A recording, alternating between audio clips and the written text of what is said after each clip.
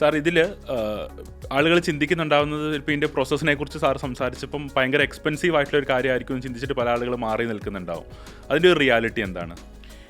ജർമ്മനിയിലേക്കൊരു nurse പോകുന്ന അവസരത്തിൽ actually അവർക്ക് യാതൊരുവിധ എക്സ്പെൻസും ഇല്ലെന്നുള്ളതാണ് ഏറ്റവും സുതാര്യമായിട്ടുള്ള കാര്യം. അതായത് പലപ്പോഴും പല ഇപ്പോൾ നമ്മൾ GCC കൺട്രിയിലേക്കൊക്കെ നേഴ്സുമാർ പോണത് പലപ്പോഴും കൺസൾട്ടൻസിയിലും ഏജൻസിയിലൊക്കെ വലിയ പണമൊക്കെ കൊടുത്തിട്ടാണ് പോകുന്നത്. ജർമ്മനി പോകുന്നതിനെ സംബന്ധിച്ചുള്ള കാര്യം, ജർമ്മനി നേഴ്സസിനെ വളരെയധികം വെൽക്കമിങ് ചെയ്യുന്നതുകൊണ്ട് അവരെ ലാംഗ്വേജ് സ്റ്റഡീസിനുള്ള പൈസ പലപ്പോഴും അവരുടെ എംപ്ലോയർ അവർക്ക് റീഇംബേഴ്സ് ചെയ്യാറുണ്ട്. ഓക്കെ, അവരുടെ വിസയ്ക്കുള്ള എക്സ്പെൻസ് എല്ലാം റീഇംബേഴ്സ് ചെയ്യാറുണ്ട്. അതുപോലെ തന്നെ അവരെ പോകാനുള്ള ഇൻഷുറൻസ് അത് കൊടുക്കും, അതായത് ഫ്ലൈറ്റ് ടിക്കറ്റ് കൊടുക്കും. പല എംപ്ലോയർ അവിടെ ചെന്ന് കഴിഞ്ഞാൽ അവർക്ക് പോക്കറ്റ് മണിയായിട്ട് പണം കൊടുക്കാറുണ്ട്. ഇങ്ങനെ ഏറ്റവും വിധത്തിൽ ഒരു പണവും ചിലവാക്കാതെ നേഴ്സിന് ജർമ്മനി പോകാനുള്ള ഓപ്പർച്യൂണിറ്റി ഉണ്ട്. യാതൊരു വിധത്തിലുള്ള കൺസൾട്ടൻസി ഫീസോ കാര്യങ്ങളോ ഒന്നും കൊടുക്കേണ്ട ആവശ്യമില്ല. അതായത് ജർമ്മൻ ലാംഗ്വേജ് പഠിക്കുക എന്ന് പറയുന്ന ഒരു കാര്യം ചെയ്യാൻ ഒരു നേഴ്സ് റെഡിയായാൽ അവരുടെ ജീവിതത്തിൽ എല്ലാ കാര്യവും പിന്നെ വളരെ എളുപ്പമാണ്. എന്നിട്ട് എന്തുകൊണ്ടായിരിക്കും കൂടുതൽ ആളുകൾ ഇതിലേക്ക് വരാത്തത്, അല്ലെങ്കിൽ ഒരു ഫിയർ ഫാക്ടർ എന്തുകൊണ്ടായിരിക്കും നഴ്സസിൻ്റെ കമ്മ്യൂണിറ്റിയിൽ ജർമ്മനിനെ കുറിച്ച് ഉണ്ടായിട്ടുള്ളത്? നേഴ്സുമാരെ സംബന്ധിച്ചിടത്തോളം നേഴ്സുമാരുടെ ജീവിത സാഹചര്യമാണ് യഥാർത്ഥത്തിൽ അവരെ ഇതിൽ നിന്നെല്ലാം പിന്നോട്ട് വലിക്കുന്നത്. ഒരു കുട്ടി മിക്കവാറും നേഴ്സിംഗ് പഠിക്കാൻ പോകുന്ന കുട്ടികളെ സംബന്ധിച്ചിടത്തോളം അവർ സാമ്പത്തികമായി പിന്നോക്കം നിൽക്കുന്ന ഫാമിലിയിലെ കുട്ടികളാണ് ഭൂരിപക്ഷമായിട്ട് നേഴ്സിംഗ് പഠിക്കാൻ പോകുന്നത്. അല്ലെങ്കിൽ ഒരു ഇടത്തരം സാമ്പത്തിക ശേഷിയുള്ളവരാണ് അവർ. നമ്മുടെ നാട്ടിലെ ഇന്ന് നേഴ്സിംഗ് പഠിക്കാനായിട്ട് ഏകദേശം 10 ലക്ഷം രൂപ മുതൽ ഒരു 15 ലക്ഷം രൂപ വരെയുള്ള എക്സ്പെൻസ് ഉണ്ട്. പല ആളുകളും എഡ്യൂക്കേഷൻ ലോൺ എടുത്തിട്ടായിരിക്കും പഠിക്കുന്നത്. അപ്പോൾ അവരെ സംബന്ധിച്ചിടത്തോളം നേഴ്സിംഗ് പഠനം കഴിഞ്ഞാൽ ഇമ്മീഡിയറ്റ്ലി ജോലി കയറേണ്ട ആവശ്യമുണ്ട്. അവർ ഹോസ്പിറ്റലിൽ ജോലിക്ക് കയറും. ഹോസ്പിറ്റലിൽ ജോലിക്ക് കയറി കഴിയുമ്പോൾ അവർക്ക് വളരെ നീണ്ട ഷിഫ്റ്റുകളുണ്ടാവും. ആ ഷിഫ്റ്റ് ചേഞ്ച് ചെയ്തുകൊണ്ടിരിക്കും, റൊട്ടേഷനിലാണ്. അപ്പം അവരെന്ത് ചെയ്യും, എല്ലാ ആളുകൾക്കും ഡ്രീം ഉണ്ട് ഒരു ഡെവലപ്ഡ് കൺട്രി പോകാനായിട്ട്. അവരൊന്നെങ്കിൽ OET പഠിക്കാൻ വേണ്ടി ശ്രമിക്കും, അല്ലെങ്കിൽ ഇതേമാതിരി ജർമ്മൻ പഠിക്കാനൊക്കെ ശ്രമിക്കുന്നുണ്ടാവും. പക്ഷേ അവർക്ക് ഈ ജോലി വിട്ടിട്ട് വന്ന് പഠിക്കാനുള്ള ഒരു താല്പര്യം ഉണ്ടാവത്തില്ല, അല്ലെങ്കിൽ അവരുടെ സാഹചര്യം അവരതിനെ സമ്മതിക്കുന്നില്ല. അപ്പം ജോലിയിൽ ഇരുന്ന് എങ്ങനെ പഠിക്കാം എന്നുള്ളതാണ് അവർ പിന്നെ തിങ്ക് ചെയ്യുന്നത്. ഓക്കെ, അപ്പോൾ അവർ ഓൺലൈൻ പഠനം തിരഞ്ഞെടുക്കും. അതായത് ജോലിയോടൊപ്പം പഠിക്കുക എന്നുള്ള ഒരു കാര്യം എളുപ്പമാണല്ലോ, ജോലി കളയേണ്ട, അതിൻ്റെ കൂടെ മാനേജ് ചെയ്യാമെന്ന് വിചാരിച്ച് ഓൺലൈനായിട്ട് പഠിക്കാനായിട്ട് ശ്രമിക്കും. വളരെ ചുരുങ്ങിയ ആളുകൾക്ക് മാത്രമാണ് അത്രയും ഡെഡിക്കേറ്റഡ് ആയിട്ട് ഓൺലൈനിൽ പഠിച്ച് പാസ്സാവാൻ വേണ്ടി സാധിക്കുന്നത്. അതും ഇംഗ്ലീഷ് കോഴ്സുകളെ പഠിച്ച് പാസ്സാവാൻ വേണ്ടി സാധിക്കുകയുള്ളൂ. കാരണം നമുക്ക് പഠിക്കുമ്പോൾ തന്നെ ഇംഗ്ലീഷ് ബേസ് ഉള്ളത് കൊണ്ട് ഇപ്പം ഓൺലൈനായിട്ട് വേണമെങ്കിൽ OETയോ IELTSോ അങ്ങനെയൊക്കെയുള്ള കോഴ്സുകൾ നമുക്ക് ഓൺലൈനായിട്ട് പഠിക്കാൻ വേണ്ടി സാധിക്കും. പക്ഷേ ജർമ്മനെ സംബന്ധിച്ചിടത്തോളം ജർമ്മൻ ലാംഗ്വേജ് നേഴ്സുമാർക്കൊരു പുതിയ ഭാഷയായതുകൊണ്ട് ഒരു കാരണവശാലും അവർക്കത് ഓൺലൈൻ പഠിക്കാൻ വേണ്ടി സാധിക്കില്ല. അപ്പോൾ നേഴ്സുമാർ പൊതുവെ എന്ത് ചെയ്യുമെന്ന് ചോദിച്ചാൽ ജോലിയോടൊപ്പം അവർ ഓൺലൈനായിട്ടൊരു കോഴ്സിന് ചേരും. അത് ക്ലാസ്സിലൊക്കെ ആദ്യമൊക്കെ കയറും, പിന്നെ ഇവരുടെ ഡ്യൂട്ടി ചേഞ്ച് ആവും. ഷിഫ്റ്റ് ചേഞ്ച് ആകുമ്പം അതിനനുസരിച്ച് ക്ലാസ് ചേഞ്ച് ആവാത്തത് കൊണ്ട് കുറച്ച് ദിവസം അവർ ആബ്സെൻ്റ് ആവും. പിന്നീട് വരുമ്പോഴേക്കും അവർക്ക് മറ്റുള്ളവരൊപ്പം കോപ്പപ്പ് ചെയ്യാനായിട്ട് പറ്റാത്ത സാഹചര്യങ്ങൾ വരുമ്പം അവർ പതുക്കെ ആ പരിപാടി ഡ്രോപ്പ് ആക്കും. അതായത് ഇവർ ആ പഠനത്തെ അവരുടെ ഒരു ഏക പരിപാടിയായിട്ട് അല്ലെങ്കിൽ പ്രൈം പ്രോഗ്രാമായിട്ട് കാണുന്നില്ല. ജോലിയുടെ ഒപ്പമുള്ള അതിനോട് അനക്സ് ചെയ്തിട്ടുള്ളൊരു പ്രോഗ്രാമായിട്ട് പഠിക്കുന്നത് കൊണ്ട് അവർക്ക് പഠനത്തിൽ ഫോക്കസ് ചെയ്യാനോ ശ്രദ്ധിക്കാനോ ഒന്നും സാധിക്കാത്തത് കൊണ്ട് കുറേ പണം മുടക്കി കുറേ കാലം പഠിച്ച് പിന്നെ ഡ്രോപ്പായി അവരുടെ കോൺഫിഡൻസ് ലൂസായി ആത്മവിശ്വാസം ഇല്ലാത്തവരായി തീർന്ന് പിന്നീട് വിദേശത്ത് പോകുന്ന പരിപാടികളൊക്കെ ഡ്രോപ്പ് ചെയ്യുകയാണ് പൊതുവെ നേഴ്സുമാർ ചെയ്തു വരുന്നത്. സാർ, ഇതിൽ ഇപ്പം പല രാജ്യങ്ങളിലേക്കും പോയാലുണ്ടാകുന്ന ട്രാൻസ്ഫോർമേഷനെ കുറിച്ച് ഇവർക്ക് അറിവുണ്ടാവും. ഇപ്പോൾ പല രാജ്യങ്ങളും, ഇപ്പോൾ ഓസ്ട്രേലിയ പോലത്തെ ഒരു രാജ്യം എന്ന് പറയുന്നത് അത്യാവശ്യം ഫിനാൻഷ്യലി സെറ്റിൽഡ് ആയിട്ടുള്ള ഒരാൾക്ക് മാത്രം ചെയ്യാൻ പറ്റുന്ന ഒരു രാജ്യമാണ്. പക്ഷേ ജർമ്മനി അങ്ങനെയല്ല, ഓൾമോസ്റ്റ് ഫ്രീ ഓഫ് കോസ്റ്റിൽ ചെയ്യാൻ പറ്റും. കാരണം ഒരു മുടക്കുന്ന എമൗണ്ടൊക്കെ തിരിച്ച് കിട്ടും. എന്നിട്ടും ഈ എന്തുകൊണ്ടായിരിക്കും ഇപ്പോൾ സാറ് പറഞ്ഞ റീസൺ ഈ ഓൺലൈനിൽ പഠിക്കുന്നത് മാത്രമാണോ അവർക്ക് ജർമ്മനി എത്തിപ്പെടാൻ പറ്റാത്തതിൻ്റെ റീസൺ, അല്ലെങ്കിൽ എന്തെങ്കിലും ഒരു മെൻ്റൽ ബ്ലോക്ക് ഉണ്ടോ അവർക്ക്? അതായത് അവർ ഈ യാഥാർത്ഥ്യം തിരിച്ചറിയുക എന്നുള്ളതാണ് ഏറ്റവും പ്രധാനമായിട്ട് വേണ്ടത്. എന്ത് യാഥാർത്ഥ്യം? അതായത് ഒരു കാര്യവും നമുക്ക് ജീവിതത്തിൽ എളുപ്പത്തിൽ കിട്ടില്ല. നമ്മൾ ഹാർഡ് വർക്കിൽ കൂടിയേ നമുക്ക് എന്തെങ്കിലും കാര്യങ്ങൾ നേടാൻ വേണ്ടി സാധിക്കൂ. അതായത് ഷോർട്ട് കട്ട് മെത്തേഡിൽ നമ്മൾ എന്ത് കാര്യത്തിന് മൂവ് ചെയ്താലും അതൊന്നും ജീവിതത്തിൽ വിജയിക്കത്തില്ല. നേഴ്സുമാർ പലപ്പോഴും ഈ ഷോർട്ട് കട്ട് മെത്തേഡാണ് അവലംബിക്കുന്നത്. അതായത് പല സ്ഥലത്തും ഇപ്പം 2 മാസം കൊണ്ട് ജർമ്മൻ പഠിച്ച് ജർമ്മനി പോകാമെന്ന് ആരെങ്കിലും പറയുന്നിടത്ത് കൊണ്ട് അവർ കുറേ പൈസ കൊടുത്ത് അത് നഷ്ടപ്പെടുത്തി കളയും. ഏത് നേഴ്സിനോട് ചോദിച്ചാലും അവരുടെ ജീവിതത്തിൽ അവർ കുറേ പൈസ അൺവാണ്ടഡ് ആയിട്ട് ഇങ്ങനത്തെ കാര്യങ്ങൾക്ക് വേണ്ടി നഷ്ടപ്പെടുത്തിയിട്ടുണ്ട്. അതായത് വലിയൊരു സ്വപ്നമുണ്ട്, ആ സ്വപ്നത്തിലേക്ക് മൂവ് ചെയ്യാനുള്ള കുറുക്കുവഴികൾ ആര് പറയുന്നോ അതിന് കൊണ്ട് തലവെച്ച് കൊടുക്കും, കുറേ പൈസ അവർ നഷ്ടപ്പെടുത്തും. അപ്പം അവർ മനസ്സിലാക്കേണ്ട ഒരു യാഥാർത്ഥ്യം എന്താണെന്ന് ചോദിച്ചാൽ ഇതിന് കുറുക്കുവഴികളില്ല. നമ്മൾ ഹാർഡ് വർക്ക് ചെയ്ത് എഫേർട്ട് ഇട്ടാൽ മാത്രമേ നമുക്ക് മുന്നോട്ട് പോകാൻ വേണ്ടി സാധിക്കുകയുള്ളൂ. നിങ്ങളുടെ ജീവിതത്തിൽ ഇത്ര വലിയ ട്രാൻസ്ഫോർമേഷനാണ് ഉണ്ടാകാൻ വേണ്ടി പോകുന്നത്. അതിനുവേണ്ടി നിങ്ങളുടെ ജോലിയെല്ലാം മാറ്റിവെച്ച് ഓഫ്ലൈനായി 8 മാസം വളരെ ഡെഡിക്കേറ്റഡായിട്ട് ജർമ്മൻ ലാംഗ്വേജ് പഠിക്കുകയാണെങ്കിൽ ജീവിതത്തിൽ ഈ ട്രാൻസ്ഫോർമേഷനൊക്കെ ഉണ്ടാവും. അതിന് പകരം ഇവർ ചെയ്യുന്നത് എന്താണെന്ന് ചോദിച്ചാൽ ഓൺലൈൻ തിരഞ്ഞെടുത്ത് 5 വർഷം കളയും. ഒരു ഇൻസ്റ്റിറ്റ്യൂട്ടിൽ പഠിക്കും, അവിടെ ശരിയാവത്തില്ലെന്ന് പറയും, അടുത്ത സ്ഥലത്ത് പോകും, അവിടെ പഠിക്കും, അവിടെ ശരിയാവുന്നില്ലെന്ന് പറയും, 3-ാമത് ഒരിടത്തും. കാരണം അവർ ഫുൾ ടൈം ഇത് ഫോക്കസ് ചെയ്ത് പഠിക്കുന്നില്ല. അവരുടെ പ്രൈമറി ആയിട്ടുള്ള ലക്ഷ്യമായിട്ട് അവരതിനെ എടുക്കുന്നില്ല. അവരുടെ ജോലിയുടെയും കുടുംബജീവിതത്തിൻ്റെയും അല്ലെങ്കിൽ ആ കുടുംബ ഭാരങ്ങളുടെ ഇടയിലൊക്കെയുള്ള വൺ ഓഫ് ദ ആക്ടിവിറ്റി ആയിട്ടാണ് പഠനത്തെ അവർ മുന്നോട്ട് കൊണ്ടുപോകുന്നത്. അതുകൊണ്ടാണ് അവർക്ക് അച്ചീവ് ചെയ്യാൻ സാധിക്കാതിരിക്കുന്നത്. ഇതല്ലാണ്ട് മറ്റെന്തൊക്കെയായിരിക്കും കോമൺലി നഴ്സസ് വരുത്തുന്ന മിസ്റ്റേക്സ്? ഈ ഒരു ട്രാൻസ്ഫോർമേഷനെ സംബന്ധിച്ച എന്തൊക്കെ മിസ്റ്റേക്സ് ആയിരിക്കും അവർ കോമൺലി വരുത്തുക? അവരുടെ മിസ്റ്റേക്സ് എന്ന് പറയുന്നത്, ഒന്ന്, അവർക്ക് ജോലി വിടാനുള്ള ബുദ്ധിമുട്ട്. അത് അവരുടെ മാത്രം കുറ്റമല്ല, അവരുടെ സാഹചര്യം അങ്ങനെയാണ്. അവർക്ക് ജോലി ചെയ്തേ മതിയാവും. കാരണം അവരുടെ ലോൺ ചിലപ്പോൾ അടയ്ക്കാനുണ്ടാവും, പിന്നെ എഡ്യൂക്കേഷൻ ലോണ്. 2, ഫാമിലിയിലേക്ക് അവർ ഫിനാൻഷ്യലി സപ്പോർട്ട് ചെയ്യുന്നുണ്ടാവും. ആ സപ്പോർട്ടിന് വേണ്ടിയിട്ട് പണം അവർക്ക് ആവശ്യമുണ്ട്. അത് നിർത്തി വെക്കുമ്പോൾ പ്രയാസം ഉണ്ടാവും. 3-മതായിട്ട് അവരുടെ ഫാമിലിയിലുള്ള ആളുകളുടെ ആറ്റിറ്റ്യൂഡ് ഒരു പ്രശ്നമാണ്. അതായത് ഒരു നേഴ്സ് വീട്ടിൽ ചെന്ന് പറയുകയാണ്, ഞാൻ ജർമ്മൻ ലാംഗ്വേജ് പഠിക്കാൻ വേണ്ടി പോവുകയാണ്, ഞാൻ ജോലി റിസൈൻ ചെയ്യാൻ പോവുകയാണ്, എനിക്ക് 8 മാസം ലാംഗ്വേജ് പഠിക്കണമെന്ന് പറഞ്ഞാൽ അവരെ ആരും പ്രോത്സാഹിപ്പിക്കില്ല പൊതുവേ. കാരണം അവരുടെ വരുമാനം കൊണ്ടായിരിക്കും ആ കുടുംബം പലപ്പോഴും മുന്നോട്ട് പോകുന്നത്. അപ്പോൾ അവർ സാക്രിഫൈസ് ചെയ്തിട്ട് ഈ കാര്യങ്ങൾ വേണ്ട എന്ന് വെക്കുകയാണ്.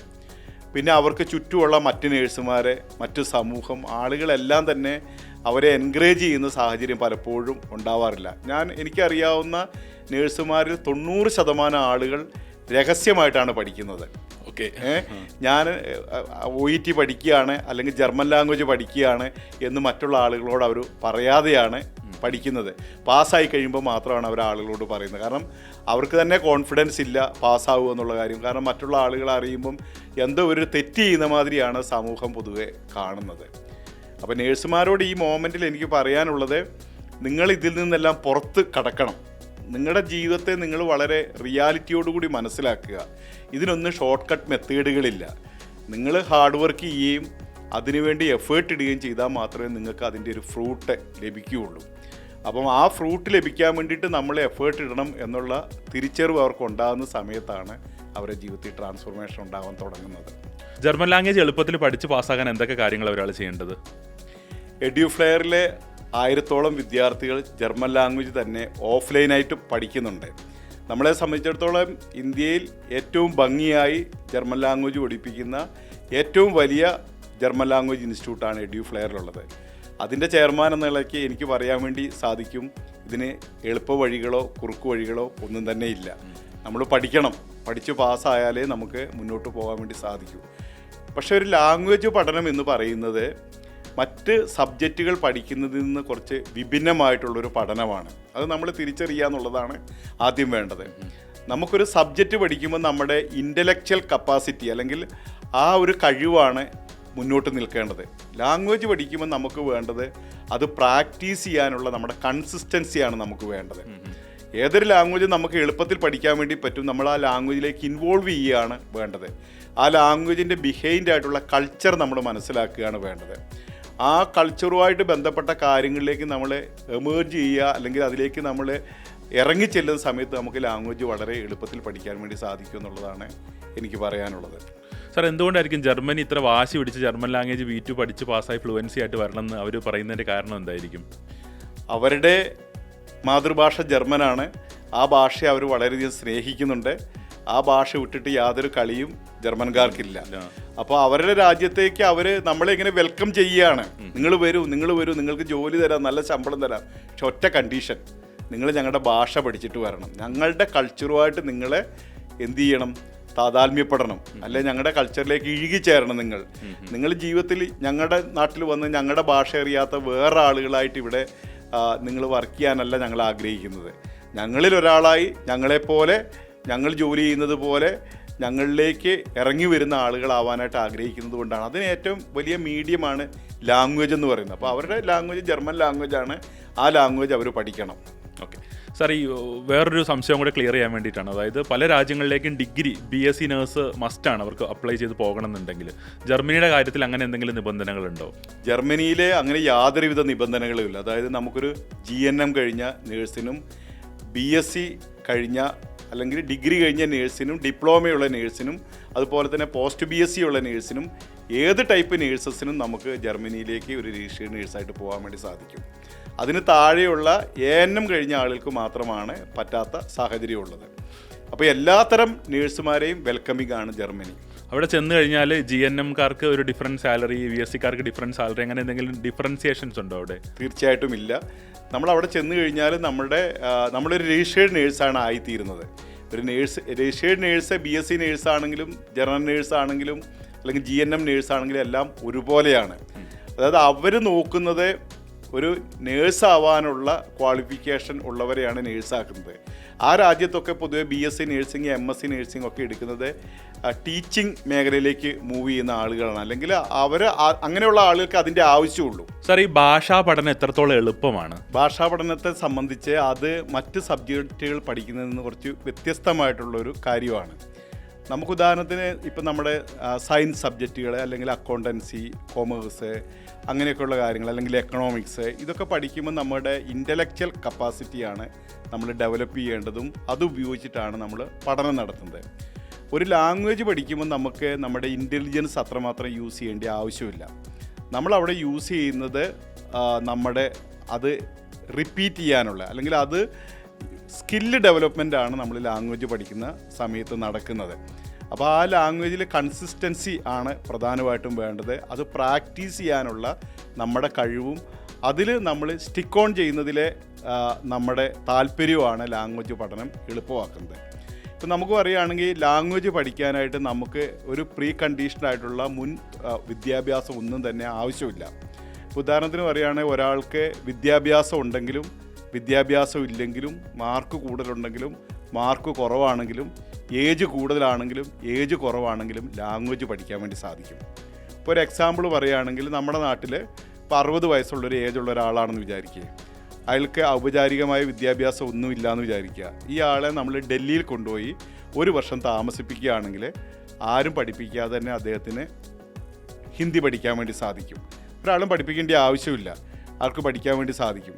അതേസമയത്ത് ഈ 60 വയസ്സുള്ള ഒരാളെ നമ്മൾ BSc ഫിസിക്സ് പഠിപ്പിക്കാൻ വേണ്ടി ഡൽഹി കൊണ്ട് നിർത്തി അവർക്ക് പഠിക്കാൻ വേണ്ടി സാധിക്കില്ല. അപ്പോൾ ഭാഷയുടെ ഏറ്റവും വലിയ പ്രത്യേകത എന്ന് പറയുന്നത് നമുക്ക് ഒന്നും തന്നെ ബാരിയറല്ല ഭാഷ പഠിക്കാനായിട്ട്. അതായത് നമ്മുടെ ഏജ് ബാരിയറല്ല, നമ്മുടെ എഡ്യൂക്കേഷൻ ക്വാളിഫിക്കേഷൻ ബാരിയറല്ല, നമ്മുടെ മാർക്ക്, അതായത് നിങ്ങൾ ഏറ്റവും നന്നായിട്ട് പഠിക്കുന്ന ഒരാളാണോ മോശമായിട്ട് പഠിക്കുന്ന ഒരാളാണെന്നുള്ളതും ബാരിയറല്ല. ഭാഷ പഠിക്കാൻ വേണ്ട ഒറ്റയൊരു കാര്യമാണ് വേണ്ടത്, അത് പ്രാക്ടീസ് ചെയ്യാനുള്ള നമ്മുടെ താല്പര്യവും അതിൽ കൺസിസ്റ്റൻ്റായിട്ട് നിൽക്കാനുള്ളതും അതിലേക്ക് ഇറങ്ങിച്ചെല്ലാനുള്ള അഭിരുചിയുള്ള ഏതൊരാൾക്കും ഭാഷ പഠിക്കാൻ വേണ്ടി സാധിക്കും. അപ്പം നമ്മുടെ കോണ്ടസ്റ്റുമായിട്ട് ഇത് കണക്ട് ചെയ്ത് സംസാരിക്കുമ്പം ഒരു നേഴ്സിനെ സംബന്ധിച്ചിടത്തോളം അവരെത്രമാത്രം ഇൻ്റലക്ച്വലായിട്ടുള്ള ആളാണെന്നുള്ളത് ഒരു മെറ്റീരിയലായിട്ടുള്ള വിഷയമല്ല ഇവിടെ. അവരുടെ നേഴ്സിംഗ് പഠനത്തിൽ എത്ര മാർക്ക് വാങ്ങി എന്നുള്ളത് ഒരു മെറ്റീരിയലായിട്ടുള്ളൊരു വിഷയമല്ല. അവർക്ക് എത്ര ഏജ് ഉണ്ടെന്നുള്ളത് മെറ്റീരിയലായിട്ടുള്ളൊരു വിഷയമല്ല. അവരുടെ ലൈഫ് ട്രാൻസ്ഫോം ചെയ്യുന്നതിന് വേണ്ടി ഇപ്പോൾ ജർമ്മൻ ലാംഗ്വേജിൻ്റെ കാര്യമാണ് നമ്മൾ സംസാരിക്കുന്നതെങ്കിൽ ജർമ്മൻ ലാംഗ്വേജ് പഠിക്കാനുള്ള അവരുടെ മാനസികമായിട്ടുള്ള ഇൻവോൾവ്മെൻറ്റ് എത്രമാത്രം ഉണ്ട്, അല്ലെങ്കിൽ അതിലേക്ക് ഇറങ്ങിച്ചെല്ലാനും എഫേർട്ട് ഇടാനും ഇത് ഞാൻ നേടിയെടുക്കും എന്നുള്ള ഒരു മാനസികമായിട്ടുള്ള ധൈര്യവും കോൺഫിഡൻസോടുകൂടി അവർക്കതിനെ സമീപിക്കാൻ സാധിക്കൂ എന്നുള്ളൊരു കാര്യം മാത്രമേ ഇതിൽ ആവശ്യമായിട്ടുള്ള കാര്യമുള്ളൂ. ഇത് ഒന്നാമത്തെ ഒരു പോയിൻ്റാണ് ഞാൻ പറയുന്നത്. രണ്ടാമതായിട്ടൊരു ഭാഷ പഠിക്കുമ്പം ആളുകൾക്ക് നമുക്ക് ചെയ്യാൻ പറ്റുന്ന ഏറ്റവും എളുപ്പമുള്ളൊരു കാര്യം, നമുക്കിഷ്ടപ്പെട്ട കാര്യങ്ങൾ ചെയ്തുകൊണ്ട് നമുക്ക് ഭാഷ പഠിക്കാൻ വേണ്ടി സാധിക്കും. ഉദാഹരണത്തിന് പറയുകയാണെങ്കിൽ ഇപ്പോൾ എനിക്ക് സിനിമ നിരന്തരമായിട്ട് കാണാൻ ഇഷ്ടമുള്ള ഒരാളാണെങ്കിൽ, അല്ലെങ്കിൽ സിനിമ കാണുന്നത് എൻ്റെ ഒരു പാഷനേറ്റ് ആയിട്ടുള്ളൊരു കാര്യമാണെങ്കിൽ, ഞാനിപ്പോൾ ജർമ്മൻ ലാംഗ്വേജാണ് പഠിക്കുന്നതെങ്കിൽ ജർമ്മൻ ലാംഗ്വേജിലുള്ള സിനിമകൾ കണ്ടുകൊണ്ട് എനിക്ക് ലാംഗ്വേജിലേക്ക് ഇറങ്ങിച്ചെല്ലാൻ വേണ്ടി സാധിക്കും. ഇപ്പോൾ പുസ്തകങ്ങൾ വായിക്കാൻ ഇഷ്ടമുള്ള ആളുകളുണ്ട് ധാരാളം. ആ ആളുകൾക്ക് ജർമ്മൻ ലാംഗ്വേജിലുള്ള ആദ്യം കട്ടി കുറഞ്ഞ ബുക്കുകൾ, പിന്നെ കട്ടി കൂടിയ ബുക്കുകൾ, ഇങ്ങനെ ആ ഭാഷയിലേക്ക് വളരെ വേഗത്തിൽ മേർജ് ചെയ്യാൻ വേണ്ടി സാധിക്കും. അങ്ങനെ നമ്മുടെ ഓരോരുത്തരും ജീവിതത്തിൽ നമുക്ക് ഓരോ പാഷനേറ്റ് ആയിട്ടുള്ള കാര്യങ്ങളുണ്ടാവും. ചിലരെ സംബന്ധിച്ചിടത്തോളം ഈ പറഞ്ഞ പോലെ സിനിമ കാണുന്നതായിരിക്കാം, ചിലർക്ക് പുസ്തകങ്ങൾ വായിക്കുന്നതായിരിക്കാം, ചിലർക്ക് പാചകം ഇഷ്ടമുള്ള ആളുകളുണ്ട്, സ്പോർട്സ് ഇഷ്ടമുള്ള ആളുകളുണ്ട്, മ്യൂസിക്, ഡാൻസ്, അങ്ങനെ നമുക്ക് ഓരോരുത്തർക്കും നമ്മുടെ ജീവിതത്തിൽ നമ്മുടേതായിട്ടുള്ള അഭിരുചികളുള്ള താല്പര്യമുള്ള മേഖലകളുണ്ട്. ആ മേഖലകളെ ഈ ഭാഷയുമായിട്ട് കണക്ട് ചെയ്യുക, അല്ലെങ്കിൽ ആ അഭിരുചികളെ ഈ ഭാഷ എന്ന മീഡിയത്തിൽ കൂടി മനസ്സിലാക്കാൻ വേണ്ടി നമ്മൾ ശ്രമിക്കുന്ന സമയത്ത് നമുക്ക് വളരെ വേഗത്തിൽ ആ ലാംഗ്വേജിലേക്ക് ഇറങ്ങി ചെല്ലാനുള്ള ഓപ്പർച്യൂണിറ്റി ഉണ്ട്. ഇത് മറ്റ് സബ്ജക്റ്റുകൾക്കില്ല. നമ്മളിപ്പോൾ ഒരു സയൻസ് സബ്ജക്റ്റ് പഠിക്കുന്ന ഒരു വിദ്യാർത്ഥിയാണെങ്കിൽ സിനിമ കണ്ടുകൊണ്ട് നമുക്ക് സയൻസ് പഠിക്കാമെന്ന് പറയാൻ വേണ്ടി സാധിക്കില്ല. അതുപോലെ തന്നെ അക്കൗണ്ടൻസി പഠിക്കുന്ന ഒരാൾക്ക് എന്താ പറയുക, പുസ്തകങ്ങൾ വായിച്ചുകൊണ്ട് ജർമ്മൻ ഭാഷയിലുള്ള ബാലരമയും പൂമ്പാറ്റയും കളിക്കുടുക്കയൊക്കെ വായിച്ചുകൊണ്ട് നമുക്ക് അക്കൗണ്ടൻസി പരീക്ഷ എഴുതാൻ വേണ്ടി സാധിക്കില്ല. തീർച്ചയായിട്ടും ഭാഷയ്ക്ക് അത് സാധിക്കും എന്നുള്ളതാണ് ഭാഷയുടെ പ്രധാനപ്പെട്ട കാര്യം. അപ്പം ഒരു ഭാഷ പഠിക്കാൻ ഒരാളെ, മുന്നോട്ട് വരുന്ന ഒരാളെ തടസ്സപ്പെടുത്തുന്ന അവരുടെ മാനസികമായ പ്രശ്നങ്ങളെ മറികടക്കുന്നതിന് വേണ്ടിയിട്ടാണ് ഞാനിത് പറയുന്നത്. അതായത് ഭാഷ പഠിക്കാനായിട്ട് നിങ്ങളുടെ ഇതുവരെയുള്ള ബാക്ക്ഗ്രൗണ്ടുകൾ ഒന്നും തന്നെ ഒരു പ്രശ്നവുമല്ല. അതായത് നിങ്ങൾക്ക് ഇന്നലെ വരെ നിങ്ങളുടെ ജീവിതത്തിൽ എന്ത് നേടി എന്നുള്ളത് നാളെ നിങ്ങൾ ഭാഷ പഠിക്കുന്നതിന് യാതൊരു വിധത്തിലും തടസ്സമല്ല. നാളെ മുതൽ നിങ്ങളുടെ ജീവിതത്തിൽ നിങ്ങൾ വളരെ കോൺഫിഡൻ്റായി അതിനുവേണ്ടി നിങ്ങൾ ഹാർഡ് വർക്ക് ചെയ്യാനായിട്ടും എഫേർട്ട് ഇടാനും തയ്യാറാണെങ്കിൽ ഏതൊരാൾക്കും ലാംഗ്വേജ് പഠിക്കാൻ വേണ്ടി സാധിക്കും.